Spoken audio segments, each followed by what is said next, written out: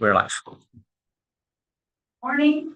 I'm going to call the Friday, April 18th Special District Advisory Committee back order. We'll start with roll call. And Baldridge is absent. Jack Beebe. Here, I'm just gonna note all the people from North County are here and none will be returning. Just for the record. Yeah, we've talked about an alternative.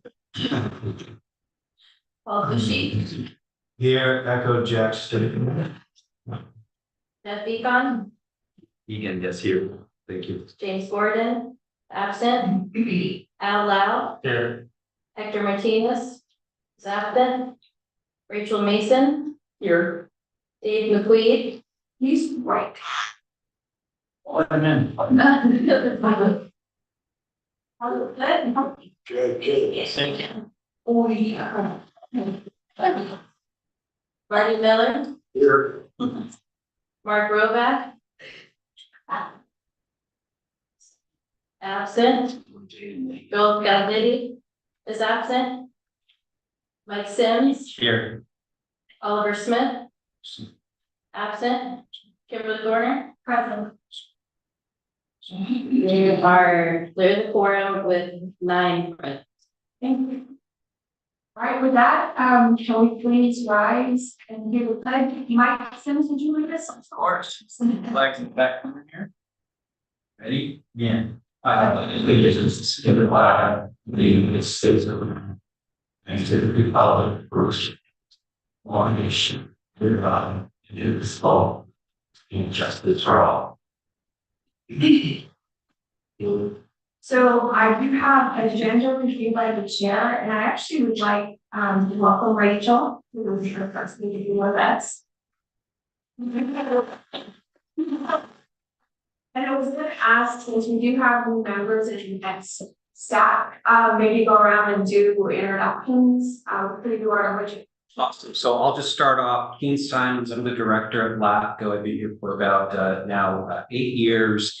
And got asked starting with Aiden, and we'll go around ending with Dew. Yeah, my name is Aiden Velasquez. I am the communications associate, and I've been with LAFCO for the past 6 months. I'm Erica Sellen. I'm the commission clerk, and I've been with LAFCO in June. It'll be 10 years. My name is Priscilla Monpower. I'm the Assistant Executive Officer. I've been with LAFCO for 5 years in August. Morning, everyone. Michaela Peters, I'm an analyst too, and I've been with LAFCO for about 2.5 years now. Hi, good morning. Joel Barilla. I'm also an analyst and have been at LAFCO for 8 months. My name is Megan Trainer. I'm also an analyst. I've been with LAFCO since July. Hi, I'm New. I've been probably the longest one here, almost 20 years with LAFCO. Indeed, and just want to reintroduce to this crowd one of our newest consultants, Tom Kennedy, who will be familiar to most of you. Tom is now helping us with our MSR and project. Great team. Amazing job. And you guys really working. Now is the time for open discussion. Do we have any members of the public present and or online that wish to address the committee on topics that are not part of the agenda? I don't have any email comments. I do have Alicia Morrison without the speaker slip. Good morning, Alicia. So I've been to 2 LAFCO meetings this year. So this is my first one that is an advisory one. So I just came to observe, learn, and see what you guys talk about. Next year, I believe the Lower Clearwater Fire Protection District is going to be on your calendar for the 2026-2027. So I just kind of want to get familiar with what this is going to be about so that I can be well prepared next year. Fabulous. Thank you for joining us today. Any other public comments?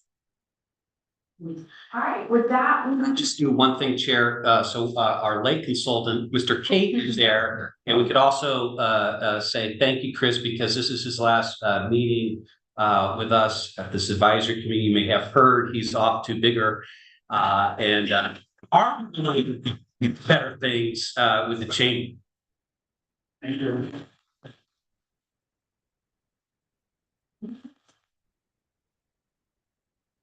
That we are on to our consent calendar. Does anyone want to pull an item or have any discussion on any consent calendar? I do have a question for staff on the changes on the approved policy on public member appointments. Does that affect the current, I believe you're undergoing a current public policy appointment. Does the change that one has to be incorporated or unincorporated, does that affect the current process? So the policy goes into effect on at the May meeting, but we are conducting the current recruitment sort of in line with policy, given that we are going to be adopting, or it is adopted effective in May. Okay, so does that limit the applicants then, that you're only considering unincorporated or versus incorporated? Yeah, I think right now that the executive committee is considering all of the applications, and then when they get to the May meeting, should the commission decide that they're going to proceed forward and kind of limiting it, then they'll discuss it. Okay, so the odds are these policy revisions will be applicable to the current revision. Yes, Chair. Okay. That was my only question. Anyone else have any questions in one report? All right, I would entertain a motion to approve consent. I'll motion. I'll second. It was second. Can we do all in favor? Yeah, I just want to make sure we're all present. Okay, all those in favor say aye. Aye. Any opposed? Any abstain? Okay, unanimous. Chair, I apologize. One other thing I forgot to introduce. I believe we do have Commission Counsel Holly Watley participating by Zoom if you have any questions. Okay, with that, we are on to item number 5. And Priscilla Power is going to read the adopted work plan budget. That's great. Thank you so much, Chair Dorner. Good morning, committee members. Priscilla Power, CEO, on behalf of staff. So for the committee's review is the second step required under statute with respect to formalizing San Diego LAFCO's state plan for the upcoming fiscal year 2025-2026. The first step involved the commission taking action to approve 2 related policy documents as part of one resolution. And that was at the March meeting, which involved the proposed work plan that's before you to direct LAFCO resources. And second, the proposed budget that's before you to fund those directed resources. As mentioned, the commission did take action to tentatively approve those documents at the March meeting. So now we're conducting the formal public review and comment period, which also involves bringing these items forward to our advisory committees, which includes all of you today. So today, again, provides a check-in to the committee's membership and the opportunity to make any formal requests or recommendations as we proceed forward in taking the item for final action at the commission's May meeting. Now, as detailed in the agenda report, the proposed actually represents the status quo in continuing our proactivity in tackling LAFCO's duties and interests and all the mechanics involved. And this includes continuing on with 30 projects on our work plan. They are reflected in priority order with high, medium, and low priorities. And these are reflected across the next 3 slides. But on this first slide, we highlight the 10 projects that we propose as the highest priorities. You'll see some that are similar to our last fiscal year's work plan. And in particular, the municipal service reviews on the wholesale water service providers, the healthcare districts, and SDAC. And while we're nearing completion on some of these projects, we do anticipate that they will require significant time and effort to complete over the next fiscal year. We've also advanced a couple of white papers that you'll see as number 8 and 9 up on the slide, and that involves a white paper on homelessness services throughout the county, and that's going to be headed and led by our analyst Navy trainer. And then also a white paper on public recreation opportunities in the county, specific to those that are owned by the city of San Diego and that will be led by our analyst Joelle Verula. We're also going to be continuing work on the SALT Planning Grant 2.0 as we go throughout the rest of this fiscal year. The next two slides showcase the remaining 20 projects, again, as medium and lower priorities for the upcoming fiscal year. In these medium to lower categories, we do have a couple of new projects making their debut, and I'll just highlight two. And in particular, one being an MSR on the Port of San Diego. And then also on this lower priority list, as number 26, we have a governance study on the Oceanside Small Craft Harbor District, which we do anticipate bringing forward a scope of work for our commission's review as they discuss that item a little bit further at our May meeting. Now that I've reviewed the work plan, I'll dive into our proposed budget. Again, it remains largely status quo. However, we do propose a few targeted enhancements that collectively result in an 8.6% increase in operating expenses. This means that LAFCO's operating expenses will increase from 2.9 million this year to about 3.2 million next year. So what does the additional 250K in funding provide? So first, it would absorb some inflationary changes for LAFCO's baseline operations, and this includes an anticipated 3.8% pre-approved COLA for all of our employees. Second, it would provide additional monies to cover merit increases for staff. And third, it would fund consultant time that is needed to wrap up some of these higher priority projects, as mentioned, the County Water Authority, MSR, Sandan, and healthcare districts.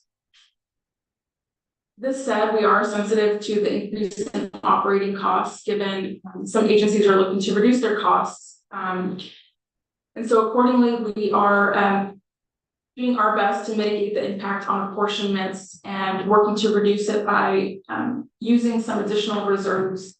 So you'll see on that bottom part of the slide on the right-hand side that we're proposing to use about 86,000 in additional reserves, which will help keep apportionments at 7.6%, or sorry, a 7.6% increase rather than an 8.6% increase. I'll note that at the March meeting, the commission did discuss using additional reserves to help mitigate that apportionment increase, though it was not necessarily a unanimous view.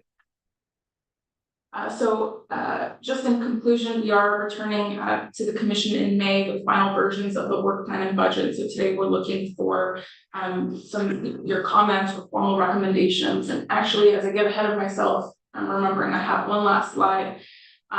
This just goes to show how our operating expenses, revenues, and inflation have sort of changed over time. I'll skip this slide for now, but would invite Keen to provide any additional details should you have questions on this slide on the screen. So I'll go ahead and turn it back to Chair Florner.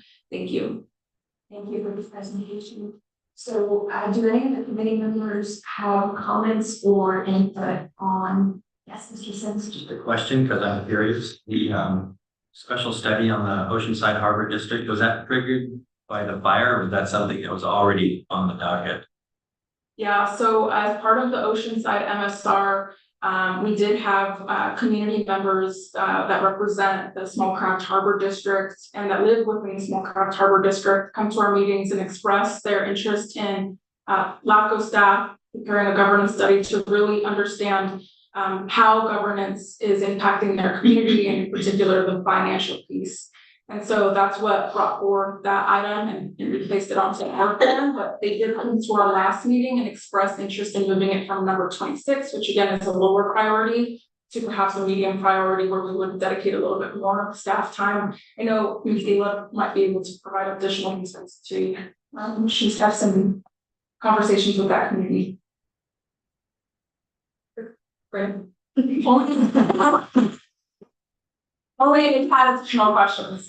Thank you.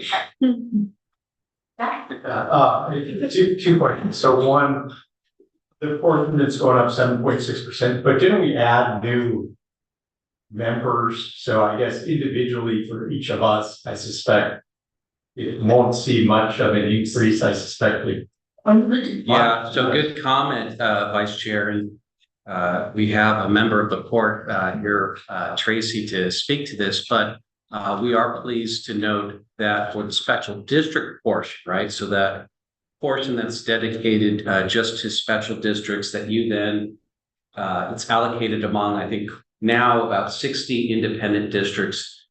It is reasonable to assume that most of you, if not all of you, are actually going to see a small decrease in your apportionment because we're adding the port to the pot, and by way of the way we allocate, which is based on total revenues, the port is joining OTI, the Livahain as some of our biggest contributors.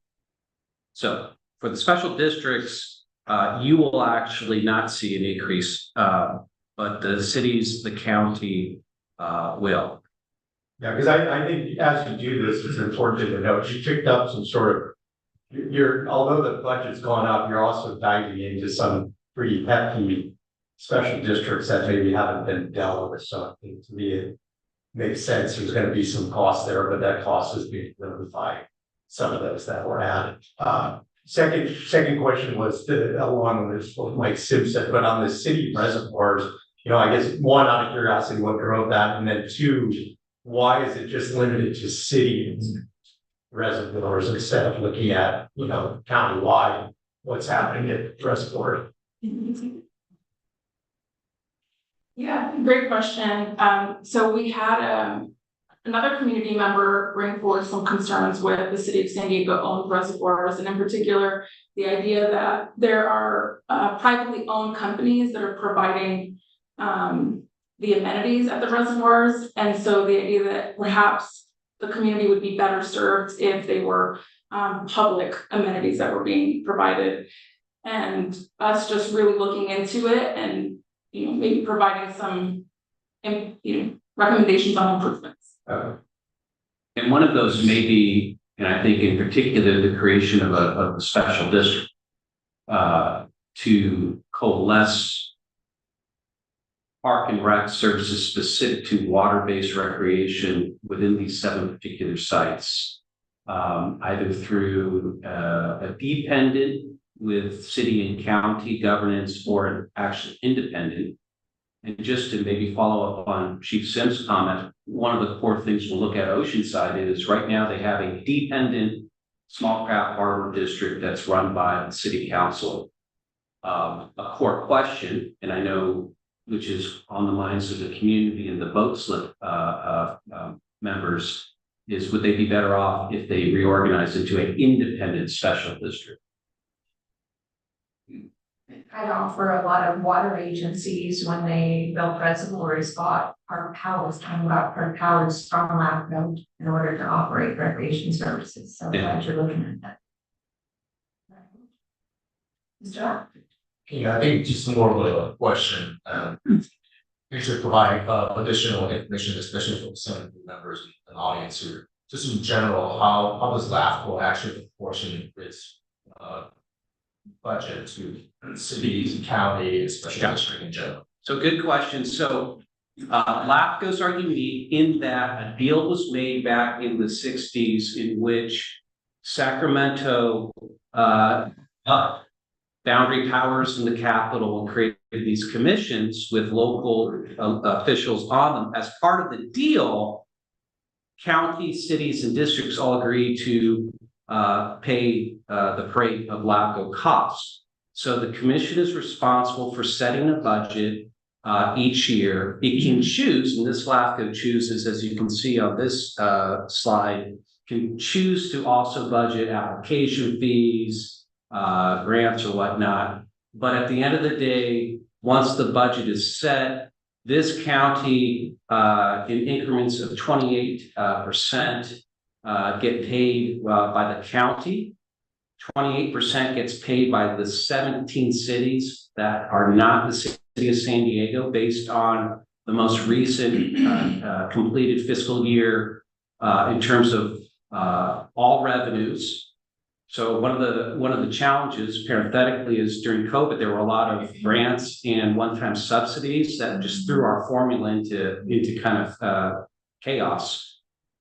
Same with the special districts. Of the 60 special districts, based on the most recent fiscal year, if OTI or Olivet Aid is collecting 60% of all district revenues in the county, well, they get to pay 60% of the special district's apportionment. The city of San Diego, by way of special legislation, gets a dedicated seat on LAFCO, but then they also have to pay 14% of our budget each year. Thank you out there. Other questions, comments on the work plan or the budget? Right. One comment, if you can weigh in too on this, for perspective, probably going to end up coming out MSRs, particularly with fire districts and water districts, is the connection made as a result of the fires in LA between those two entities to be better prepared in the case of a big fire here, with cooperation and communication. So that's going to be, it's in its infancy now, but that's going to be a project kind of moving forward to get those two groups together. We call it a water summit, and get everybody together to talk and find out ahead of an emergency what's going to happen. So those relationships and coordination are probably going to come out MSRs too with those agencies. Yeah, that's a really good point. So Chief Butts from Lakeside Fire is the one that brought up this topic at the San Diego County Fire Chiefs Association in regards to what happened up in LA. And we did not want that presentation that they had at their podium happening here. And so I'm going to give kudos to Al here. He actually reached out to me and said, hey, what do you think about a joint letter? And then as we're talking, Kim's reaching out to me. And so we did a joint letter together to show the unification as to how we operate together. Are we prepared? Yes, we're prepared. But and then case in point, we ended up with the center fire that happened in Rancho Bernardo. And Kim is on it. She sent me a text, hey, we're moving water. I sent her intel from the incident itself to show her what the resources that were being deployed and the updates on the fire. But that collaboration was absolutely key. And so more to come on that. So and that type of communication probably didn't exist prior to. Yeah, I mean, that's why this type of meeting here is absolutely key for networking relationships. Jeff? Yeah, if I can say to that, just somebody who follows our constituents and what their concerns are on social media. I think all the LA fires, it was obviously a lot of misinformation out there, but a lot of valid questions. You know, how is our water supply in relation to fire suppression, and are we prepared? And you know, to Jack's credit, and our chief Nick Reynolds, they wrote a joint letter, and I believe Jackie published it in the Village News, in our local newspaper. But I think it assuaged some fears and concerns that the constituents rightfully had. And so I think it's definitely better to be proactive and be out there and answer those questions before they fester and concerns, and in some people's mind that perception becomes a reality. So kudos to Jack and to our chief for doing that locally. I'm assuming that water fire connection is being considered in all the MSRs. I mean, we overlap, we help each other out. Yeah, I guess a consultant check. I do have a question on the wholesale MSR. What is the process if this committee individually or as a collective whole wanted to put forth ideas for consideration? I think we can definitely bring back an item where we provide an opportunity for you to make a formal recommendation. I think we'll be doing that as part of the public review comment period as we finalize the draft. But Kate, do you have any? Yeah, I think we'd be open to that. Right now, from a process standpoint, we're still finalizing. What we're doing is we have just the general outline of the MSR, it's the traditional MSR, and then we're having what we're calling addendums for the actual wholesale review, the wholesale agencies, both the County Water Authority and Metropolitan. We started kind of wrapping up the background information on County Water Authority. Thank them for comments. We're doing the same for Metropolitan, and so we're still in that phase, where I think we haven't buttoned anything up, so we're still open No, for it's feedback and It's still about. yeah, some process. Yeah. Just from my agency's perspective, the board is saying, hey, we want all ideas on the table, and so looking forward to that. Thank you. Any other questions or comments on anything? Mike, can I come back to you? Is there actually going to be, are you guys putting forth a water summit between water and fire? It's gonna be, right now, it's in the infant stages. I think Chief Butts is putting all the connections together. And but that's the end state, is to collaborate, bring everybody together. All the little local connections are already being made. Yeah, like we just did. So Yeah. now we're trying to do the whole group and do like one meeting a year to get together. Yeah, on behalf of all retail water agency, I think all of this would be interested in the main part, all of you on summits. Perfect. Yeah, and you know, we do one regionally sort of up in fall, that's. We don't might remember that where we have that, but it would be good to do something larger countywide. And maybe it's, you get invited, the chiefs get invited to that, and then vice versa. All the water agencies get invited to one of our chiefs meetings. We have our president sitting right here and the secretary, so we make the agenda. As we said, you know, with even our letter, and it sounds like you guys had your letter also, there's power in representing all the patches on a document that goes out. And like you said, it eases the fears, it puts to bed the rumors that spin fast and furious out there. And that's what we want to get ahead of, is provide that education, that empowerment to let them know what we've got going on. One last question. Do you guys have the budget and resources to do this very heavy workload? Well, that's certainly the thought behind the number that is all before you.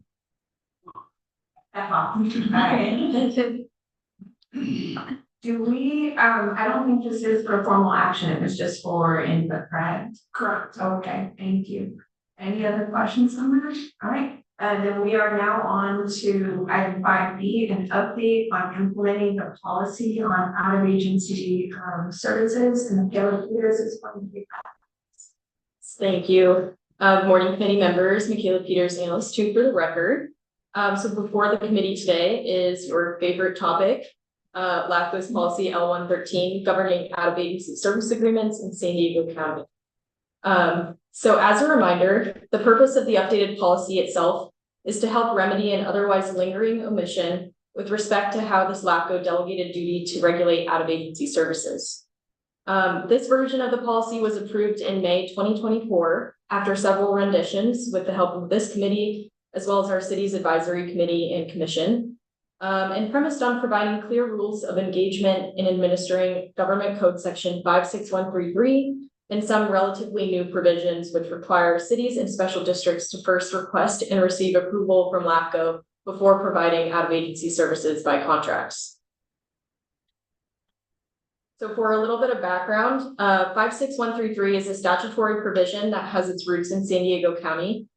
Given it was authored by former executive officer Mike Gotch soon after he entered the assembly, as he wanted to help address what had become a blind spot for LAFCO in its task to effectively oversee city and district boundaries.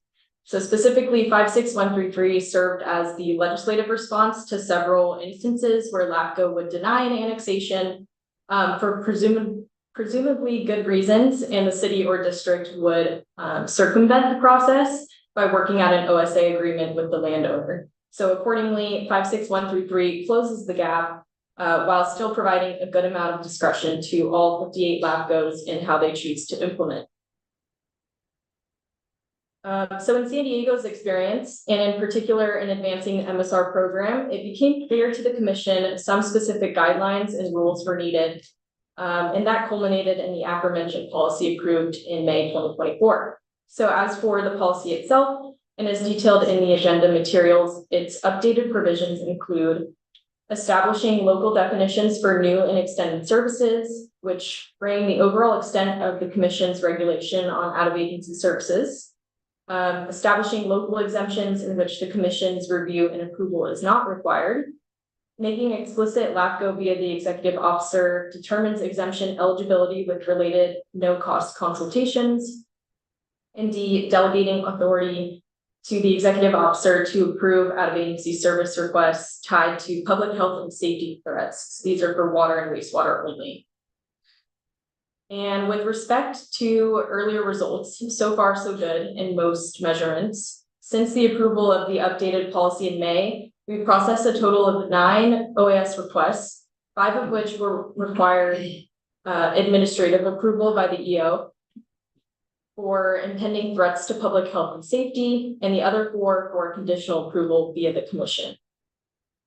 So the 4 requiring conditional approval illuminated the need for cities and districts to request and receive approval by LAFCO before establishing out-of-agency service agreements. This said, there are some kinks that still need to be ironed out as we go forward, whether by repetition or amendments. And one of the cons to this is most notably, given the recent increase in OAS requests, particularly those related to the development of accessory dwelling units that pose potential public health and safety concerns, we would like to highlight the possibility that some applicants may be attempting to bypass the traditional annexation process. The annexation route is just generally more costly and time consuming, and so we're kind of concerned that it could be perceived as an attempt to circumvent the established procedures.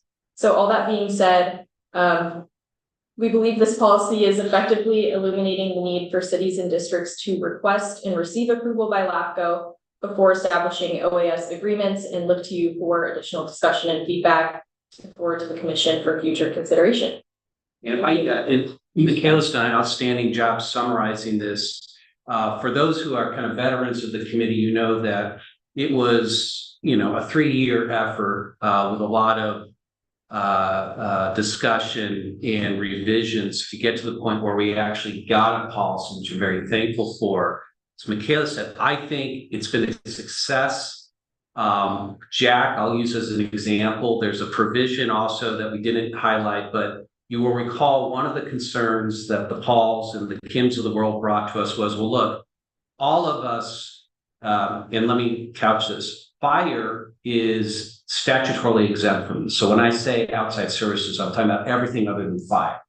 But for everyone else, the comment was, look, we have a lot of agreements, handshake or written or otherwise between ourselves in sharing services, providing services with each other.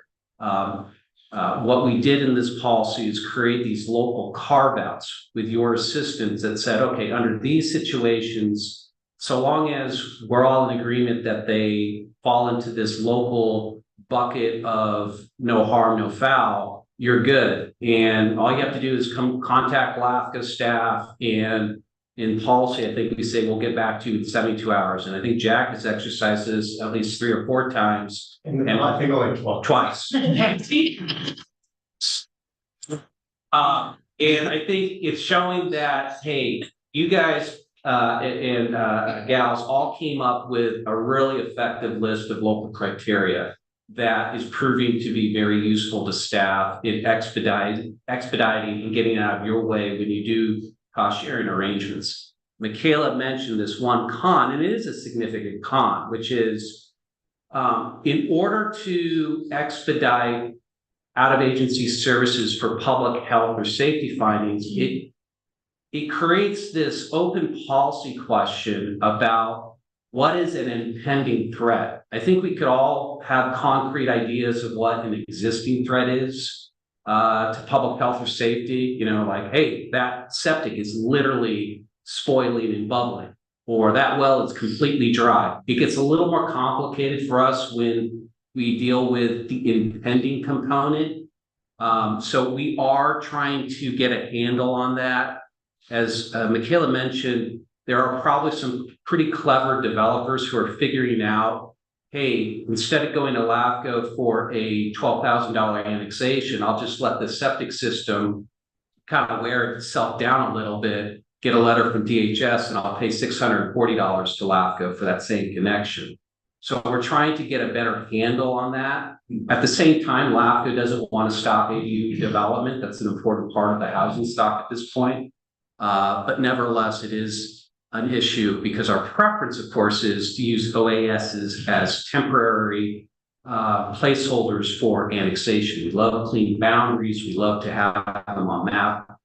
So that's probably something will come with a little more repetition, some thoughts to this committee and cities about how we can kind of perhaps create some guardrails on what is an impending threat and tap into your expertises on that. So this is just as an update. And if there are any observations or thoughts from the committee, we'd love to hear it. Thank you. No, Gene, just one thought on that. If somebody had a failing septic system, I think we've had this happen once or twice. They still went through the LAFCO process. What we did is LAFCO allowed us an emergency connection, and then followed by the full annexation into our service area. Yeah. How is what's going on with the ADUs? How's that different? So for districts, it's less of an issue because in a district, we can't annex non-contiguous land. The cities, and in particular, those in the San Marcos, Vista, and Escondido region who are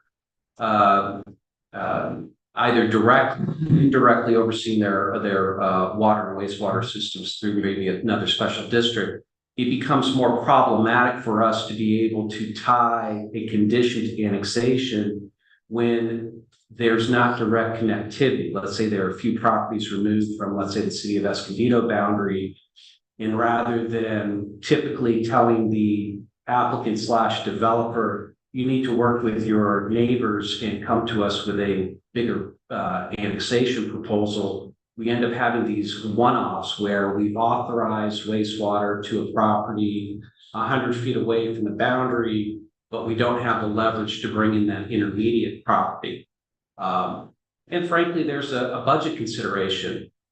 Again, in that case, why wouldn't they just detach those properties if the service district doesn't have facilities or infrastructure anywhere near it, and they're already flowing to the non-service district, so to speak? Why would in those cases, there's not an alternative, right? So if using Escondido as an example, because I'm more familiar with it, there's a rather significant portion of the unincorporated area, whether you call it San Pasqual Valley or perhaps a little bit to the east of Harmony Grove, that's in the city's sphere of influence.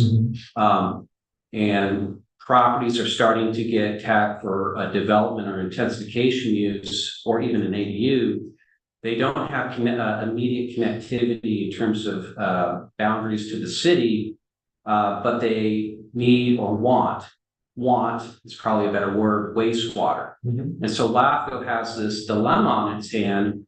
Well, we certainly want to greenlight services to properly zoned residential properties, but at the same time, we don't want to encourage sprawl. And OASs, by their nature, seem to be a pretty good ingredient towards sprawl because we're not getting a boundary movement with them. Again, your district and other districts are pretty good about your self-grading conditions where you say, we'll go forward with this OAS, but you're going to agree to an annexation afterwards. The cities, it's a little more complicated. Thank you. Yeah, I was going to provide, the feedback on what Keene said is, we've gone through this for a couple, thing one shared services between us, Valves and Rainbow, and just to, LAFCO was easy to work with, and it was pretty clear to the exemptions, but just as we move forward, just to reach out and make sure there was no issue, there's some problems there. And then we do shared services on Camp Pendleton and Naval Weapons Station. And again, that one's a little different because we're not going to annex, so the boundary is the boundary. And it fits within those existing services. But again, LAFCO was, keen, was easy to work with and addressed it. So, I think there was a lot of fear out of it, but I think, so far, I think it's been a pretty straightforward process. And, I just advise people that, before you finalize the agreement, it's just a case of these to, send it in just so you're, everyone's on the same page. Any other comments? Input? Why the process is working. Thank you for the report. Okay, we are now on item 5C, which is implementing report recommendations from the University of California, Berkeley to expand LAFCO's effectiveness. And Joelle Brea is one of the briefs. Hey, good morning, Special District Committee members. So Joel Barilla, Analyst 1 for the record. And so the item before you today is an update on LAFCO efforts with UC Berkeley and other stakeholders related to advancing critical recommendations involving LAFCO's effectiveness in meeting statutory objectives.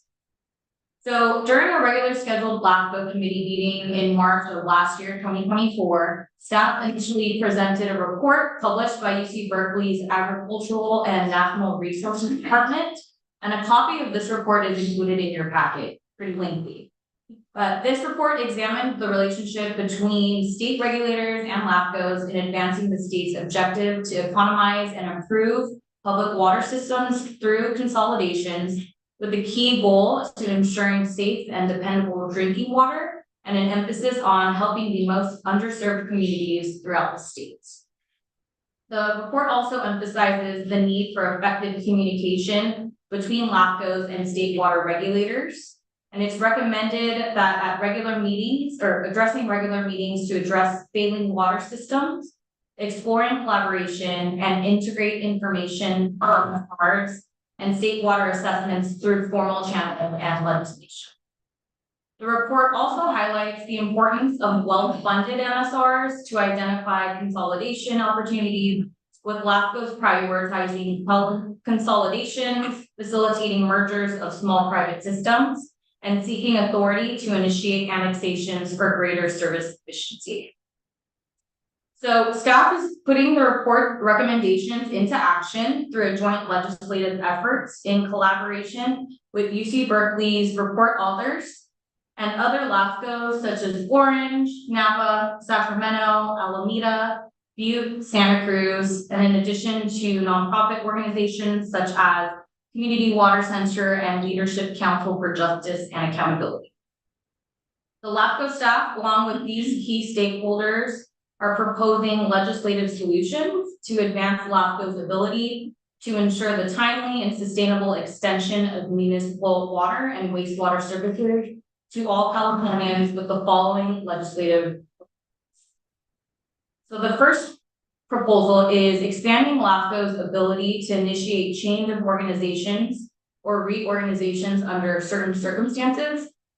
So specifically, this would grant LAFCO the authority to initiate annexations to support timely provision of water and wastewater services. The second proposal is to amplify MSR's roles in communicating community needs. So this would require LAFCOs to present their MSRs at a notice of public hearing before the commission. And this is a practice already implemented in San Diego LAFCO, but while also requiring the affected agencies to introduce the MSR at their own public meetings. And then the third proposal addresses service barriers for mutual water companies and mobile home parks. This would expand LAFCO oversight to include mobile home parks and mutual water companies, requiring their evaluation in MSRs. And additionally, it would make mobile home park public health information accessible to LAFCO to amend California Corporations Code section 14300 to address oversight gaps.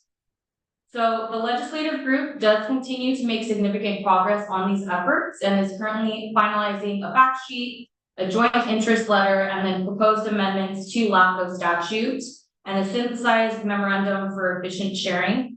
So once those documents are finalized, we will circulate those materials to the commission, to the special districts committee, and also the city's advisory committee. So staff believes that the proposed legislative amendments do align with LAFCO's mission to promote orderly local government, and strengthen efforts to address water access challenges.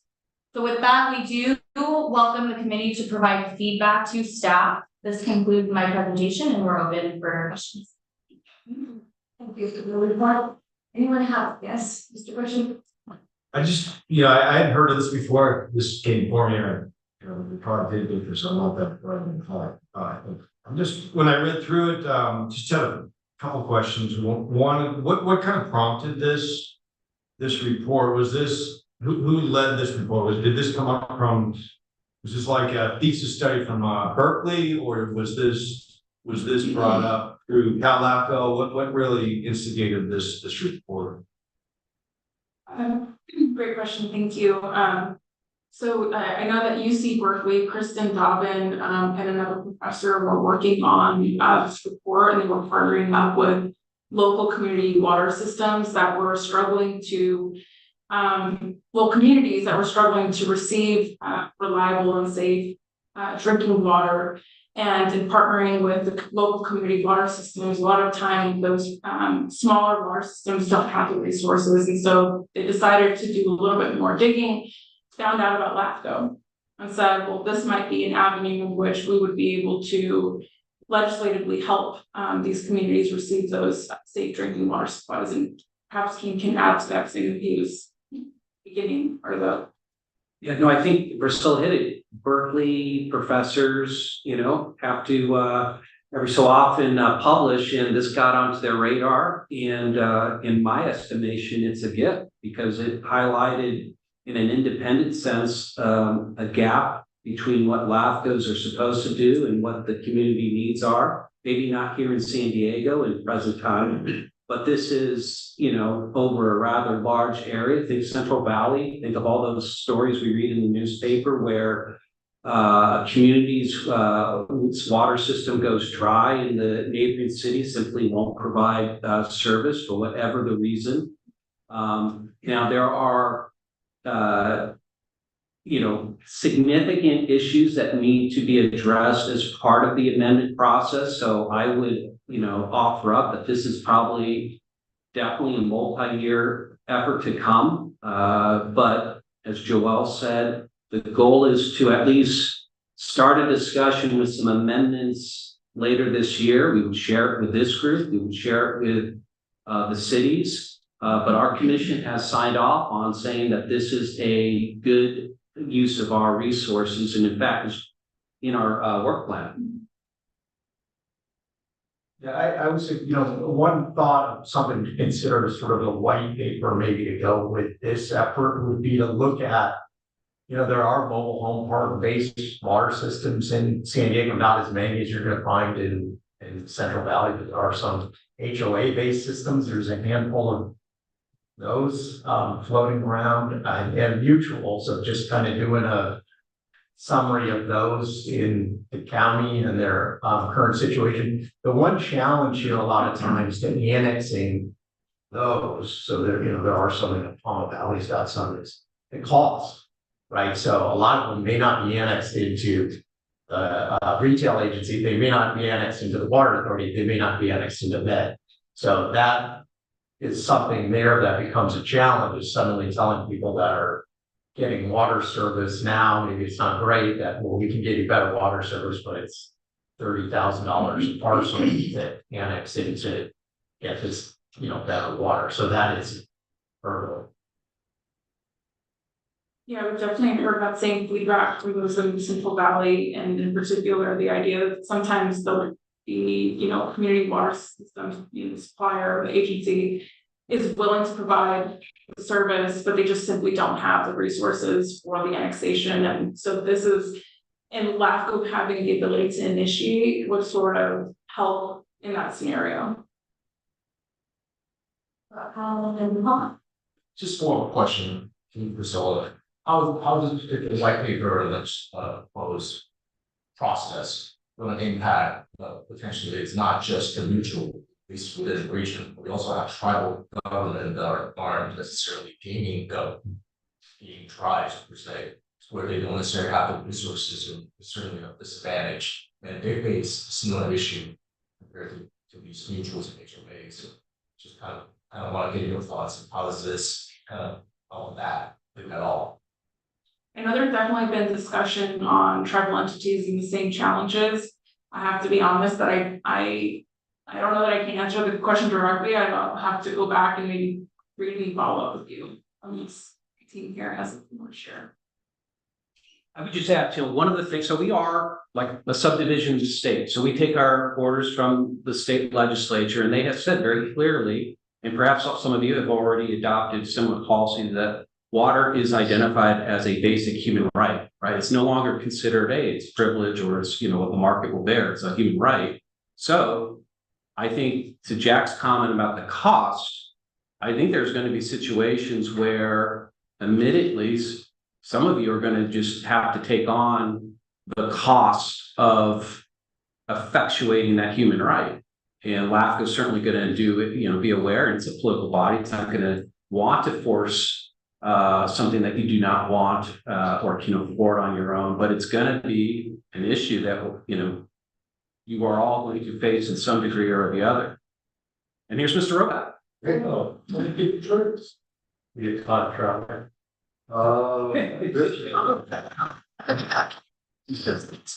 Business owners.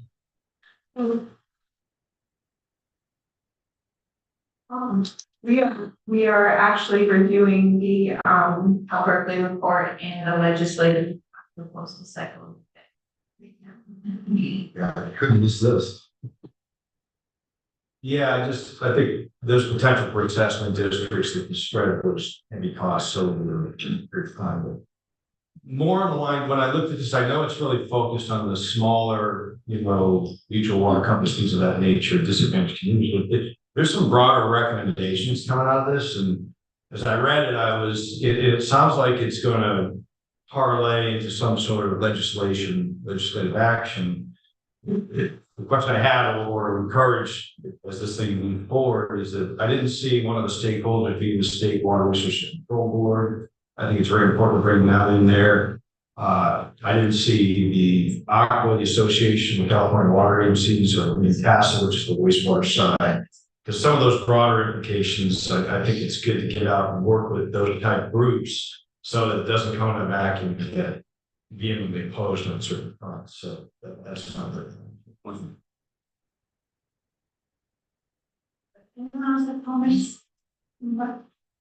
Just summarizing, does it look like this legislation would be, I would say, I think it's too late for 2025, it's something that's focused on at 2026? And is this a statewide initiative, not just San Diego? Yeah, so this will be statewide, and I would say we're probably thinking of 27. Oh, 27, okay. Thank you. With that, we are now on to 5D, which is policy review, the draft special districts advisory committee rules update, long time in the making, and go back to Joel on this one. Thank you, Chair. So hello again, committee members, Joel Barilla. And so today, the moment that everyone has been waiting for is the efforts to update and modernize the special districts advisory committee.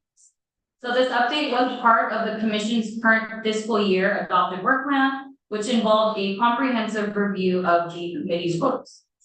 So starting off, I just wanted to provide you with a brief background that the Special Districts Advisory Committee was established in 1971. The committee serves as an advisory body to San Diego LAFCO, making recommendations to support special district appointments and provide guidance on growth management. Now, since the committee rules adoption in 1971, the rules have been amended 11 times, and the last time that these rules were amended was in March 2018. So the committee may amend these rules at any regular or special meeting by simple majority vote. And as the final step, the amended rules do have to be presented to the LAFCO Commission for final approval. So during the September 2024 meeting, this committee approved the formation of an ad hoc committee to assist LAFCO staff in the policy review of the membership's rules. And the ad hoc committee did convene twice and included 6 members. We have Chair Thorner, Al Lau, Mark Roback, Paul Bushy, Dave McLeod, and Oliver Smith. So the ad hoc did successfully fulfill its designated duties, and a copy of the recommended rule amendments are included in your agenda packet with track changes. So with that, I am going to highlight some key recommended modifications Additional changes outside of these listed here include clarifying LAFCO staff role in organizing committee meetings, updating the roles to reflect the new LAFCO office address, and minor grammatical revisions, which are all documented in track changes. So looking at the screen, amendments highlights include reducing the number of committee members from 16 to 15, which is found on page 2 under composition. We've also changed the committee composition language to broaden the criteria for seat eligibility to encompass all special districts. Next, under the selection procedure, we altered the election process to occur biannually, which will start in January 2026. So the first cohort will consist of 8 members who will be selected based on the longest expired terms. And then the subsequent elections cohort will be held in January 2028, which will include the remaining 7 members selected on the most recent expired terms. Moving on to the schedule of meeting, which is on page 4, we are shifting the committee meeting schedule from the last month of each quarter. So before it was on March, June, September, and December, but now we'll shift to the first month of the quarter, which is January, April, July, and October. The next highlight is on page 5 under quorum, which we are suggesting an amendment to change the quorum from 5 members to 8, constituting a simple majority affirmative vote. And then lastly, on page 6 under amendments, we are adding language that the rules may be amended by simple majority affirmative votes by the committee, followed by final approval from the commission at the next available meeting. And then lastly, we did include a clause to review these rules every 5 years or as needed, just to ensure relevance and effectiveness. So that concludes my summary and presentation. We welcome the committee to provide feedback, and I'll turn it over to Chair Thorner for any follow-up over your question. Thank you. Thank you for the report, and thank you for hurting us to the process to get here today.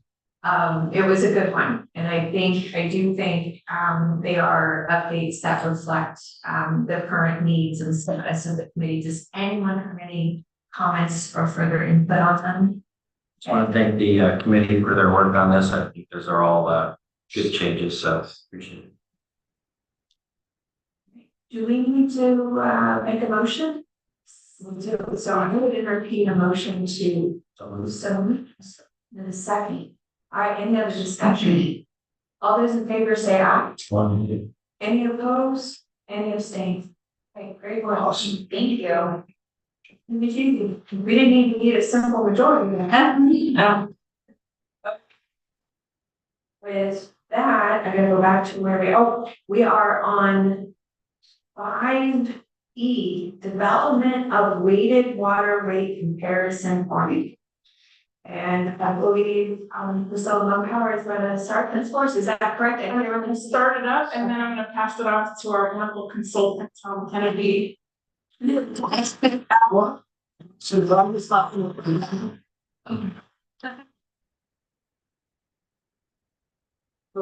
as part of the NSR process, I've been asked to figure out a way to rank or compare different agency water rates to see the relative quality of those rates or whether they're too high, too low. Because everyone wants to know, hey, our water rates are too high. The gentleman we were talking earlier about comparing Fallbrook and Carlsbad, and the layperson has a hard time understanding why my rate is this, and they're just comparing. And I know every water agency here does they change their rate, they compare their rates at some particular sliver of consumption to everyone else. But it's difficult based on your agency in Vista or Fallbrook or Zeeline or anywhere else to say that a rate is good or bad. We want to come up with some sort of structure to determine some level of not validity of rates, but whether the rate setting process is done properly, or we can't just say numerically, all right, 3/4 inch meter, single family home, 20 units of water, whose rates are highest, and they're bad.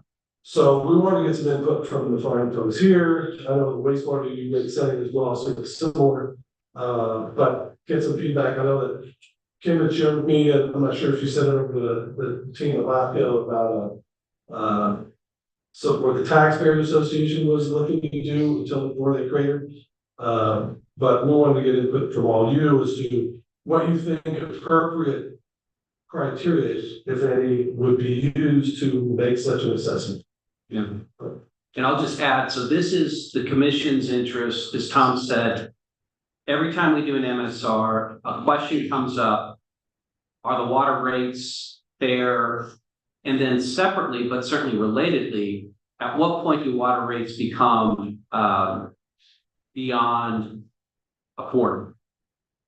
Part of this discussion that Tom is helping us with is to immediately address, on a somewhat comparison level, what are the rates and how do they stack up against others in the county, but ultimately help inform this ultimate discussion that may come, will come down the road, which is at what point does water rates become unaffordable?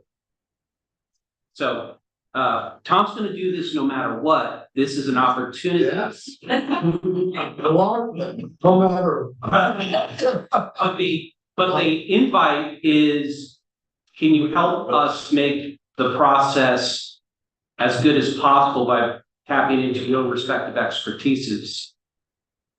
It's gonna be a heavy lift. I'll start with Mr. Yeah, Beatty. so, there's two separate questions you're asking, right? Are the water rates correct, right? And I guess I rephrase it a different way. If you do an MSR, and you say the agency is fairly well run, they're putting about the right amount of money into infrastructure. You looked at it and said, we don't find any real issues. Then you say, but their water rates are too high. What's the solution? Right, and so I think ranking rates is not a very effective mechanism because there's so much difference between each agency. So to try to create a formula that says topography times 6 divided by population, development, water supplies, you're not gonna find it. So what I suggest you might do is there's a lot of, like AWW, American Water Works Association, does benchmarking, right? And there's experts across the nation that do this for utilities everywhere that develop specific criteria to benchmark. Even they say, well, don't use that hard and fast because there's so much difference, but you could, benchmark rates or that financial criteria, but then you're gonna have to qualify. Why is this agency high or low compared to what the county average is? I don't think if you said, well, the rates are too high, unless they have way too much reserves, where'd the money go? Right, I mean, that's why you're doing an MSR. So just to say rates are high, you need to do something, and then affordability is a separate issue. Mm-hmm. So the reality is, as water wastewater agencies, you have to recover your costs. It's state law, right? So your rates are your rates, right? You can't go, well, they're too high. Well, then what? And so I suggest you need to be real careful here, because if you really look at it, I would say most water agencies here, even though our rates are really high, aren't probably charging enough. We're under investing in infrastructure largely. And so if LAPCO creates a situation where you're now helping not fully implement rates that need to be implemented because everyone's worried about some metric that LAPCO has, now you're creating situations where you're making these agencies worse and not sustainable. So there, affordability is also a larger issue. I think it's, there's a statewide effort to get some sort of similar to heating, right? That is in the, Midwest, where people spend a lot on heating. Well, people don't spend a lot on heating here. They spend a lot on water. To have some sort of program, which is LIHEAP nationally, to have something similar or statewide. And to me, that's a separate one. It's an agency is going to have to charge what it costs. The affordability side is really looking at, can we provide assistance? Because some agencies have high income populations, some agencies have low income populations, but it doesn't change what they have to do. And so what you're going to find is say, well, look, this agency is unaffordable because of their population base, but that doesn't change what they have to do. So I'd just be very careful. I think my thought, which we brought up a long time ago, is maybe look at a subcommittee to really dig into the financial analysis section, tie that back to some of these benchmarking effective utility management metrics and develop some sort of benchmarking process versus some sort of, here's my rating and, you know, you're good with rates, you're bad. I just think that's gonna be counterproductive. This might be bad. Yeah, I just have a question as obviously as a layperson that comes to water. How would you quantify, how would you determine unaffordability? Because, you know, in housing, there's a standard of, you know, you're not supposed to spend more than a third of your income in housing, but you know, we know in California that's gone out the window. But how do you set an amount of affordability for a portion of your income spent on water? Yeah. We actually get many agencies that have ratings, like Fitch. They actually do an analysis in our rating. They look at our customer base and they look at our rate. And they actually give us a rating on the affordability of our rates to our customer base, which is, I'm gonna echo with Jack. I almost feel like the question is fair and equitable rates for the customer base, and we all have different customer bases. And The National Water Association puts 2% of your total income. 2%. That's for developing countries, so. Then I want to file a complaint. But in those ratings from the agencies, they do look at our customer bases and their income compared to our water rates. I almost feel like Jack is right. You almost need a subcommittee to list all of the things that you need to compare, the demographics of the customer. Some water agencies have a 13-unit average consumption, others have a 30-unit average consumption. You have to look at the complexity of the organization. Some agencies have water treatment plants and 23 pump zones, and others don't. They just get wholesale treated water.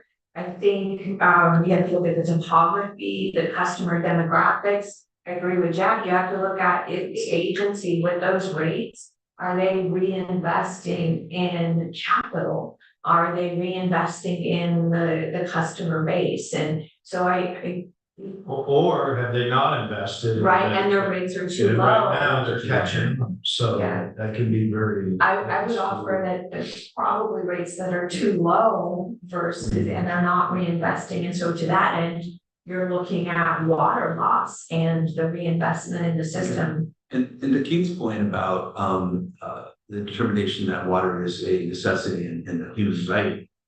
So you have to look at drinking water. Yes. Versus, you know, I have an avocado. I mean, my decision is, do I take out my avocado, which I'm very close to doing, but it's not a question of do I have enough water to drink every day. So that's you know, it's a very different question. The 2% rule is to get water. Yeah, Not for growth. right. My choice. Well, and some in our water rates a little bit because they've invested in the local supply and made themselves more reliable. So I do like you can compare water rates. But what is the average customer in each entity and what do those rates go to has to be part of the question and part of the answer to whether or not the rates are fair and equitable. All right, I see bunches of hands and Paul gonna go and then Al had it first, sorry, Al. Yeah, and Tom, I feel sorry for you, I think statistically. Our last point is. And I echo what both Kim and Jack said, but in addition to compare rate, I think there are additional complexity is that the rate structure are also unique with each water agencies as well, based on their unique characteristics. Everything that Kim and Jack have said, right? And when you talk about in comparison, then it's not just, hey, what your tier 1 rate is compared to another agency's tier 1 rate. Because you have different bandwidth, different category, different fixed charges, and how you deal with all of that on a cumulative basis, I think it's going to be challenging to say the least. And I think probably the best way to look at it is it's kind of look at the process rather than rate itself. Apple's agency have gone through a thorough cost of service analysis, presented information within it in a comprehensive way. Describe what they need to cover cost-wise to meet their mission and their requirements. And is that appropriate in the long-term sustainability of these agencies? rather than just comparing rates itself. That's just my personal perspective. I think everybody's going to have their unique differences, and we all charge differently. Certainly, I'm also a child of outliers. Highest gallon per capita in the state. But I'm also a little hard to pass the brakes in the past. Well, yeah, and then luckily, I think we're past that. I think we have a fairly unique race structure that's a total community that we serve. But then it took a while to get there. But certainly, like my race structure, for example, wouldn't be comfortable to follow, right? Just don't get it. It would not be able to done, right? And so trying to compare that, knowing the rate structure is different, so just looking at a mixture rate itself, trying to comparison, I think it's pretty challenging. And Marty, you got anything for DN? Just dittos and. Well, we're going through a cost of service study here right now because we need to do a replacement of our flume. The amount of money, it's almost a lot of angst still, but I think we all have infrastructure issues. We're aging. We're going through right now what the East Coast has gone through prior times where your system is getting so old, you have to increase your CIP costs dramatically. And you don't get new customers if you're built out. So we have a conversation that we have about Eastern and the Western and how they're still developing land and getting new customers. New customers provide new funds with no O&M because you got a new system somebody else built. You just assume it. When you're built out, everything is O&M. And so everything becomes a hard cost and it drastically affects rates. So the dilemma is we talk about in the water industry on affordability and what's the right price is about the only way we can lower costs is lower service, and lower service means how many days a week do you want to go without water. When you want the water shut off at 9 o'clock at night, we'll turn it back on at 6 in the morning. That's where we are because we're not allowed to make a profit, so we can only have a reserve fund. And so how do you plan on $400 million pipe replacement with your rates prior to doing the work? Because you can't charge and bank that money yet. So it's a real dilemma on affordability. One of the 2022, when they were putting agency 53% cutback their allocation. What's the value of water under that situation? And I found in conversations up there that water, give me water, I don't care what. Now we have an abundance of water, and now we're talking about water so expensive. So we live in a real dilemma in the water industry with aging infrastructure, and every agency is very different aging. Do you think LAFCO should look at the ratio of fixed expenses versus fixed revenues? I mean, I'm not sure if it's happening in the CWA way or. Well, I would think that's going to be addressed in the CWA. But the CWA part is but the individual, but because it's so hard to put at the retail agency to give, if you put 75% of your fixed expenses on a fixed charge, all your ratepayers would go bananas. So you set yourself up to whiplash from weather. Yeah, but that counteracts the affordability argument, right? So that's the challenge. So it'd be great if, every agency could put their money fixed, the wholesaler wants to put their money fixed, right? Which then, if that happens, then the retailer has to put that fixed, which means you pay $300 a month without getting a drop of water, which means you have a huge affordability issue. So again, that structure of variable versus fixed at a retail agency is due to the demographics of the agency and if you're a Rainbow or a Fallbrook, you can't do that because your demand varies so much. But if you're an OTI, that's an easier thing to do because most of your water use is indoors. You don't go from 7,000 acre feet to 5,000 the next year. So I think, again, I just be very careful about trying to do a exercise. I mean, no one's figured it out nationally with experts across the region. If you want another Berkeley study, this would be it because it is San Diego State study. It is an exercise it's a major exercise, that's all I'm getting. What would be the intended goal? Would it be an individual MSR's LAFCO checks the box that the rates of a particular agency are fair and equitable compared to others, or fair and equitable for their customers? Well, so it would be focused in on it, the agency itself, in LAFCO making its independent assessment of, do the rates make sense? And Jack had presupposed that perhaps an outcome would be that we would be saying your rates are too high. Well, what if we said the rates are too low?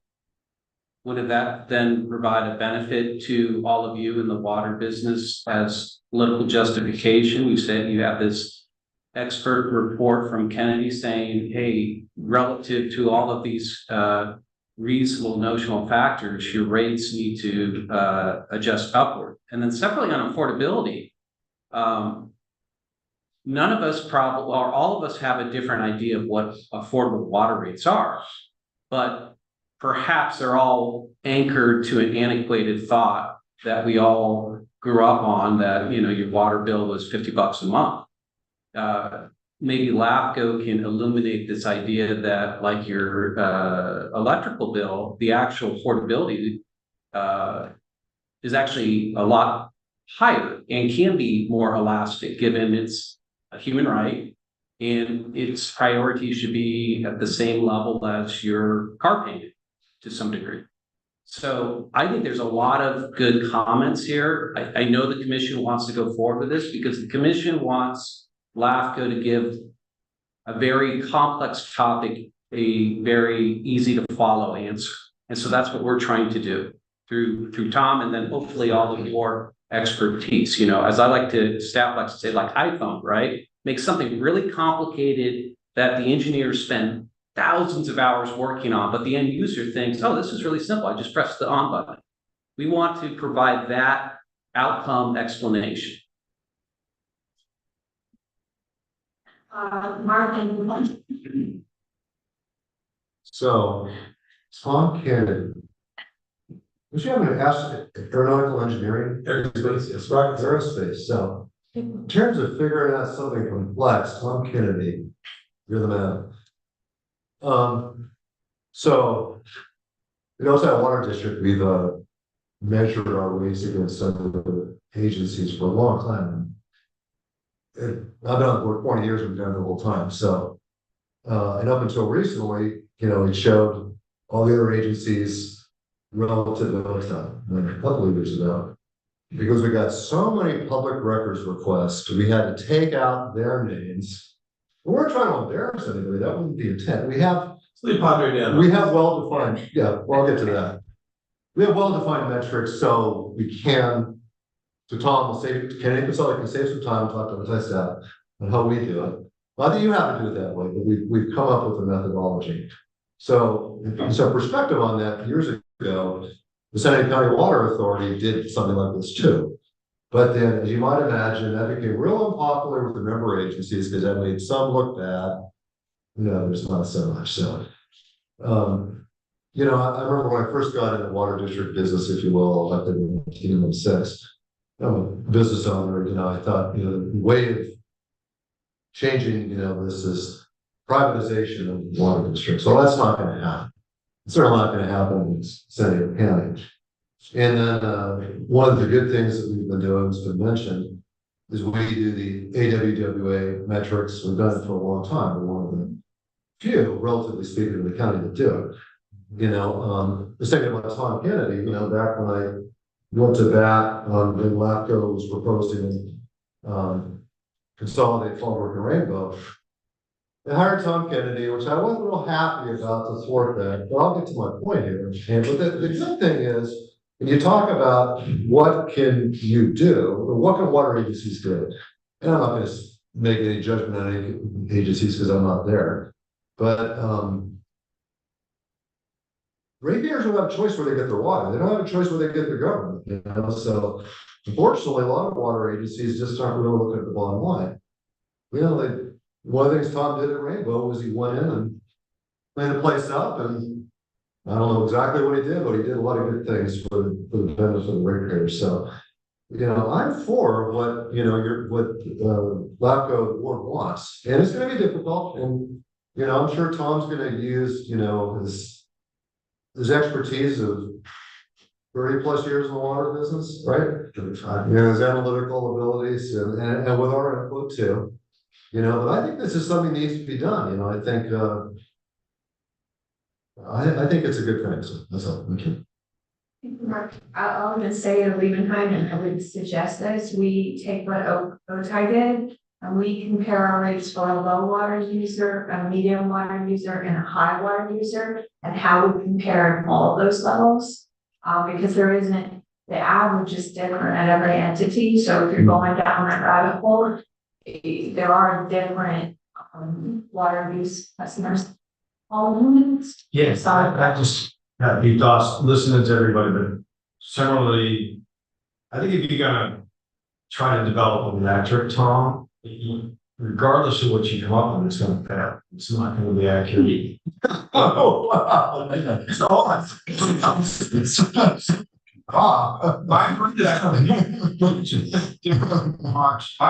is if you, one, I'm not sure from what Keene says if it's really LAFCO's role to say you need a raise rate. I think it's an illegal agency responsibility and role to do that. They can do rates actually. I think if LAFCO were to say, hey, you're insolvent, something's got to be done. That's probably more how I see the role. But I think from my perspective, if you're going to do an MSR and you're going to look at these things, like in this case, this is good because you're looking at water and wastewater, Tom, you've got experience and expertise in that.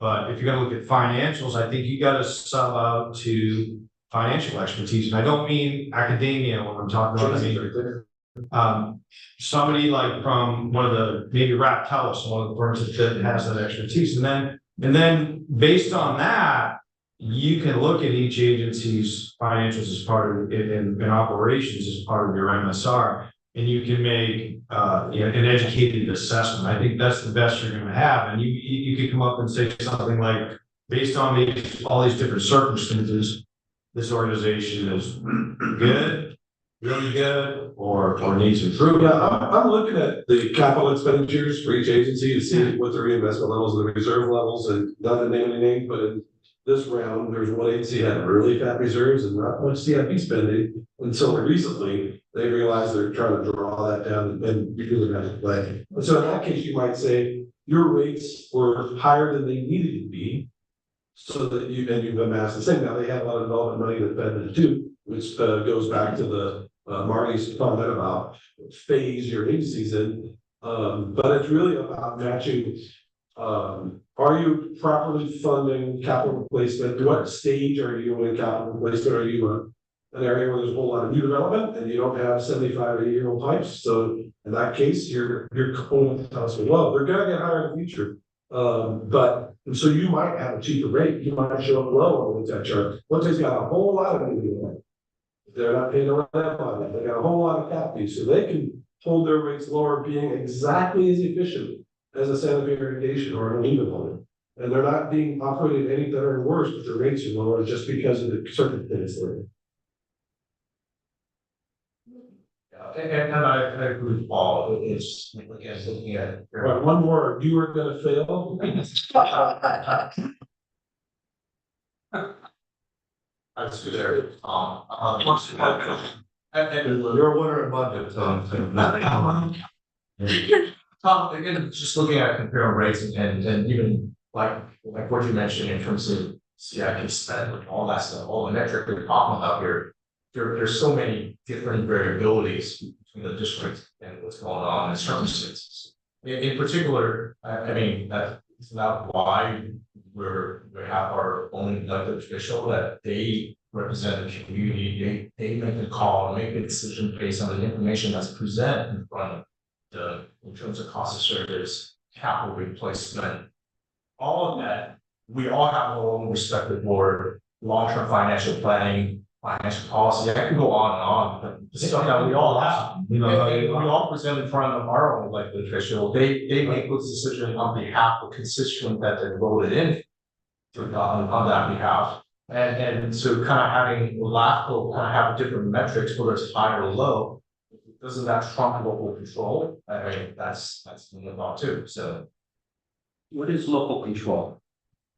Well, local control, again, those are elected officials, they're elected by their constituents, looking at specific operations. And they make appropriate, based on the information that they present by the district with the city, right? And making those decisions. Now, you can argue that from outside looking in, that those decisions perhaps make that those elected officials, whether you agree with or disagree with.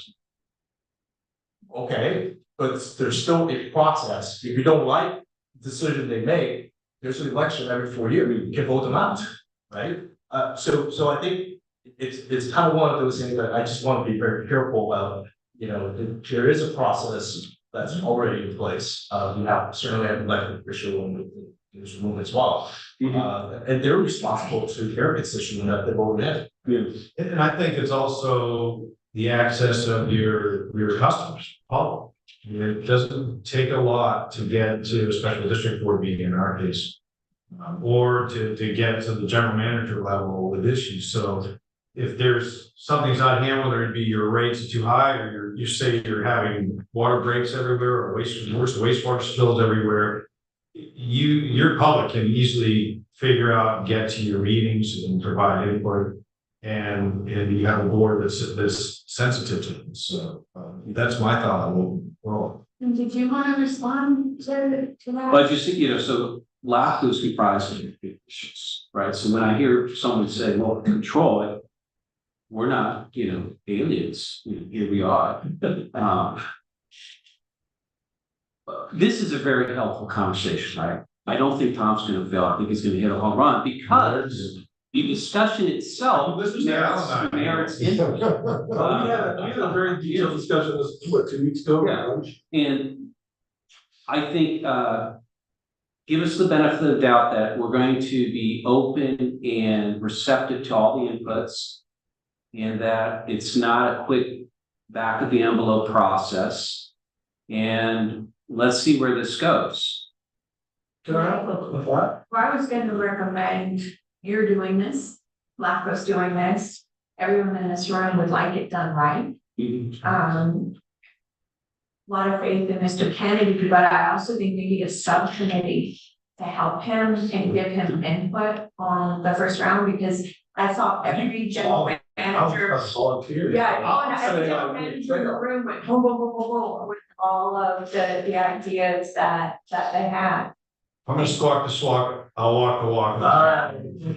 And I'm happy to serve. Yeah, but can I just make one suggestion, maybe where this kind of raises the hair on the back of my neck? It's a type. So I think if you called it development of a water rate comparison analysis, that's fine. But the way it's written, that you're going to get a formula that says 6 times X plus 5 times B, that, you know, I have confidence in Tom being able to go in and go, hey, do your rates make sense? If they don't, here's maybe why and not. I don't have, and I've worked a lot with Tom, he's very capable. I do not have confidence he can develop a formula. I don't think Tom has confidence.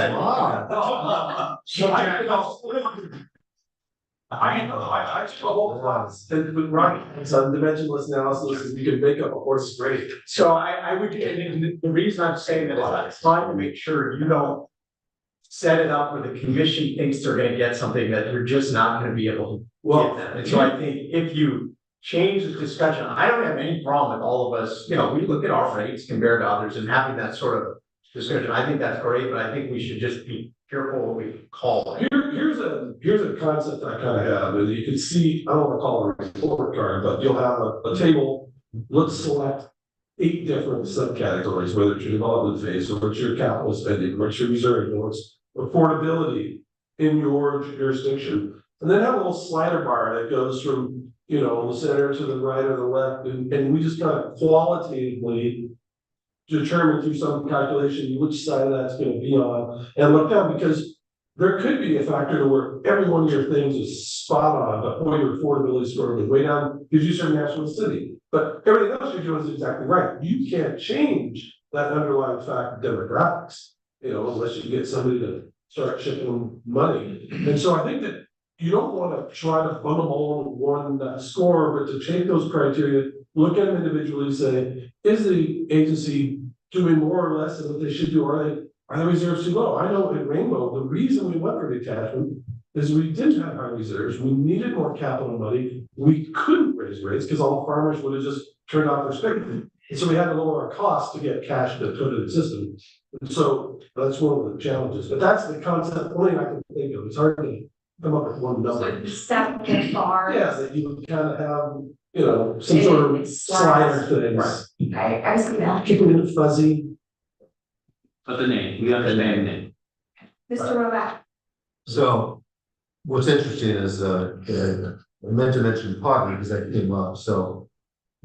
What's interesting, you know, in analysis we've done over the years is Padre and Lakeside Water District, you know, well, medium-sized agency and the smaller one, but you know, you have the most expensive water in the county at Padre down and the least expensive at Lakeside. You've got a magnitude of like 100% difference. So it's not a marginal difference, it's quite substantial. And hold on a sec, yeah. So the map on Lakeside, you know, I hear this all the time because I've done my research, right? So do your research. Anyhow, the amount of groundwater is actually quite, we're underinvesting in, you know, in infrastructure. So there's, you know, Tom's going to look at meaningful metrics and, you know, I confidence. Yeah, well, you know, sometimes having local supply comes with its own cost, just as DIT. Right. Santa Fe. Yeah, well, It was great for a while, it was good. Now it's gonna reduce. All right, well, I don't know, Keen, you need more input? I don't think I do. Kim's gonna set this, Just maybe formal approval by the chair of a subcommittee to Yes. liaison Tom. I would like to make a subcommittee, and I saw Mr. Bushy, Mr. Lau, Mr. Beebe. Anybody else? I sign up. are you doing that too? Yes, I will. I will put my shoe in spot. No one outside water wants to sit on the subcommittee.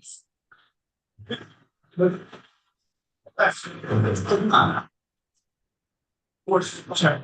And Tom, you just look at all.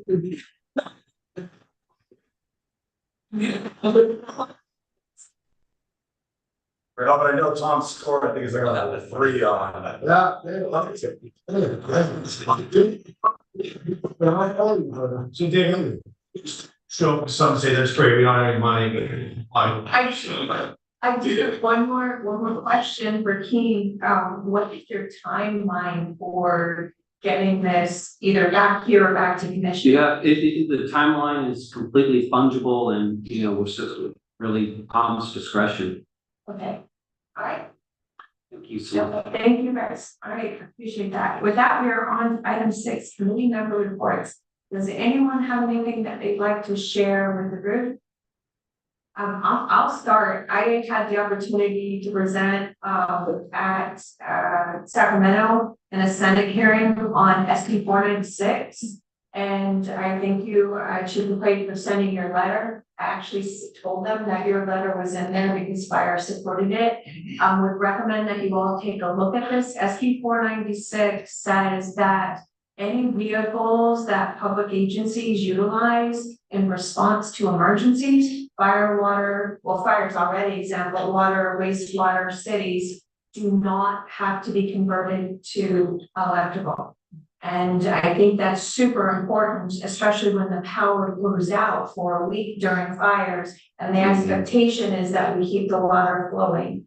And so testified, we weren't expecting it, but we got unanimous bipartisan support out of committee. It's at a hearing next Tuesday at Transportation and then goes to the full Senate. So it affects everybody in this room. If you haven't taken a position on it, I highly recommend you do.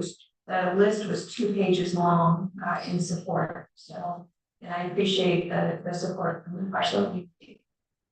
Anybody else? Yes, sir, Mr. Roback. Oh, I gotta give a shout out to Lebanon High Water District, which I took a tour of the other day. Were we efficient? Very, yeah, well, that's interesting. As you know, efficiency is my metric. It should be all of them. I'm sure it is.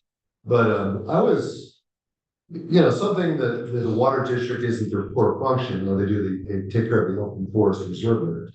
And I was shocked how cost effectively you achieve such a high quality of, and your other stuff too.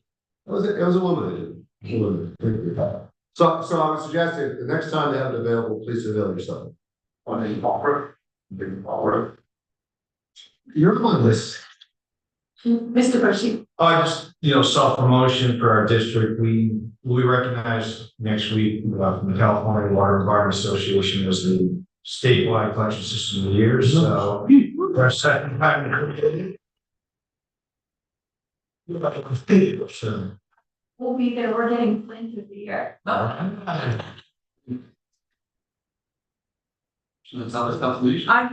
didn't realize you were. Why does it self-promotion?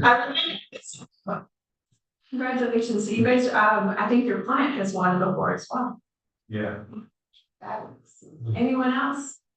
Okay, with that, we would go to executive officer report. Just a couple of notes. First and foremost, sad news, our 30-year public member, Harry Mathis, passed away last month. In fact, we had a very nice, Michaela and others had organized a very nice kind of send off to Harry. And of course, once you retire, there's always that urban legend that, and of course, a few weeks later, Harry passed. So that is difficult. We are recruiting right now through Priscilla for the replacement public member. And in the interim, our alternate public member, Bridget Browning, will be voting at LAFCO. And then a couple other quick hits. A big proposal on our to-do list potentially is the incorporation of La Jolla. So right now we are going through ballot by ballot, or not ballot by ballot, petition by petition, the signature process. ROV has done their part, but ultimately LAFCO staff has to go through and make a determination. It's going to be a thin call one way or the other. So more on that. And then last but not least, we are going to go dark at the commission level for September, but we are hoping to perhaps invite the chair to maybe perhaps give a formal update before the end of the calendar year. It's part of getting back to a process where Kim used to come to the commission and just say, what's up? And I think a suggestion, Chair, would be kind of conveying just the conversation all of you just had about, the relationship and how we look at rates and the complexities from your perspective. I think the commission would enjoy that. Thank you. Happy to do that. With that, any questions?